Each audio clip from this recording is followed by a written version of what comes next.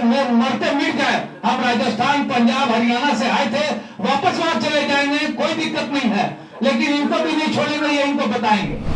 उनके पैदा होने के पहले का बसा हुआ शहर, जिसमें नगर निगम का कोई नाम नहीं जानता था। नगर निगम क्या होता है ये बनाने वाले नहीं जानते थे।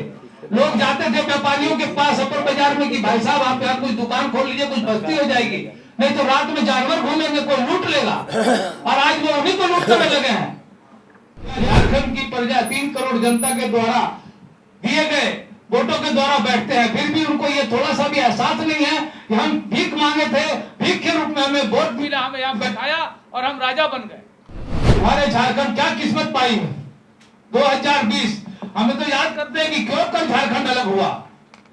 शायद इन लोगों के घरों को बनाने, इनकी जेबें भरने और भ्रष्टाचार को पनपने के लिए ही ये झारखंड अलग हुआ। 22 साल में आज ये जान रही है सरकार, कल ये नहीं समझे कि हम कोई पार्टी के, हम किसी पार्टी की बात कर ही नहीं रहे। हम तो उन्हीं की बात कर रहे हैं जो यहाँ गद्दी पर हमारे वोटों के द्वारा बैठते हैं। या झारखंड की प्रजा 3 करोड़ जनता के द्वारा दिए गए वोटों के द्वारा बैठते हैं, फिर भी उनको ये थोड़ा सा भी एहसास नहीं है कि हम भीख मांगे थे, भीख के रूप में हमें वोट मिला, हमें यहाँ बैठाया और हम राजा बन गए। इन राजा रूपी जमींदारों को अब इनको दिखाना पड़ेगा कि जमीन कहां पर है, और ये जमीन यही व्यापारी दिखाएगा जिनको ये नोचने में लगे। माननीय हेमंत सोरेन जी सरकार से मैं नाम लेकर के बोल रहा हूं, माननीय मुख्यमंत्री जी से, आज यही एक व्यक्ति है जिनसे कुछ उम्मीद थी, और उन्हीं को देख करके हम व्यापारियों ने, हम जनता ने, जिनको भी जो अपना समझे उनको बैठाया गया कि भाई बदल करके तो देखें, लेकिन उस बदलाव को उन्होंने नकारा साबित कर दिया। एक पढ़े लिखे इंसान, एक अच्छे यंगस्टर, एक न्यू एंटरप्रेन्योर, एक नई सोच के साथ वो हमारा भला करेंगे, ये सोचकर उनको बैठाया गया। लेकिन आज वो भी इनकी गिरफ्त में आ गए। क्या ये इतने बड़े लोग हो गए अधिकारी जो आने वाला हर मुख्यमंत्री उनकी गोद में चला जाता है? जो कृषि मंत्री बादल जी हैं, उनको खुद पता नहीं था कि ये कैबिनेट में पास होगा और क्या लगेगा। जो हमारे पूर्व अध्यक्षों ने कहा कि एक रकम का तय हो गया, हाँ भाई महीने में आप मेरे आइए, ये रकम मिलेगी, और उसके बाद उसके पीछे कहां से आएगी, किसका बुरा होगा, किसका भला होगा, कोई मतलब नहीं। बिजली के रूप में वही हालत।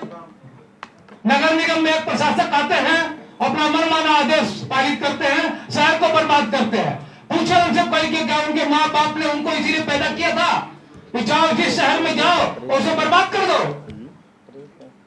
उनके पैदा होने के पहले का बसा हुआ शहर, जिसमें नगर निगम का कोई नाम नहीं जानता था। नगर निगम क्या होता है ये बनाने वाले नहीं जानते थे। लोग जाते थे व्यापारियों के पास अपर बाजार में कि भाई साहब आप यहाँ कुछ दुकान खोल लीजिए, कुछ बस्ती हो जाएगी, नहीं तो रात में जानवर घूमेंगे, कोई लूट लेगा। और आज वो उन्हीं को लूटने में लगे हैं। ये हम इस मंच से ये उनको चेता देना चाहते हैं कि वो व्यापारी वो नहीं है कि उनको किसी ने पर्सनल फोन किया, अधिकारी ने डरा दिया। ना हम चोरी करते हैं, न चोरी करेंगे, न चोरी का बारे में गुनाह अगर थोपा जाएगा तो उसको सहेंगे। कोई भी अधिकारी आएगा उसको मुंह तोड़ जवाब दिया जाएगा। ये हम इस मन से करते हैं, जो उनको करना कर ले। हमें उनसे कुछ नहीं चाहिए, हमें उनसे लोन नहीं चाहिए, कर्जा नहीं चाहिए, फ्री में भूमि नहीं चाहिए, एज पर कानून सब कुछ चाहिए। लेकिन मैं आज व्यापारियों से यह आग्रह करूंगा इस प्रेस के माध्यम से, एकदम इस कड़ी से कड़ी लड़ाई को, चाहे मरते मिट जाए। हम राजस्थान, पंजाब, हरियाणा से आए थे, वापस वहां चले जाएंगे, कोई दिक्कत नहीं है, लेकिन इनको भी नहीं छोड़ेंगे, ये इनको बताएंगे। यदि सही हमारे साथ होगा तो हम सही को सही में, हमारे साथ कुछ भी गलत किया जाएगा, न हमको रक्षा दी जाती है, न कोई मॉनिटरिंग है, न प्रशासन का वही हालत है, लॉ एंड ऑर्डर का वही हालत है, शहर की गंदगी का वही हालत है। जो माना जिसने कमीशन दिया उसको, कभी व्यापारियों को, कभी किसी एजेंसी को ठेका दे दिया, वो एजेंसी को 2 महीना लूट लिया, वो काम नहीं कर सकी, उसको इन्वेस्टिगेट कर लिया।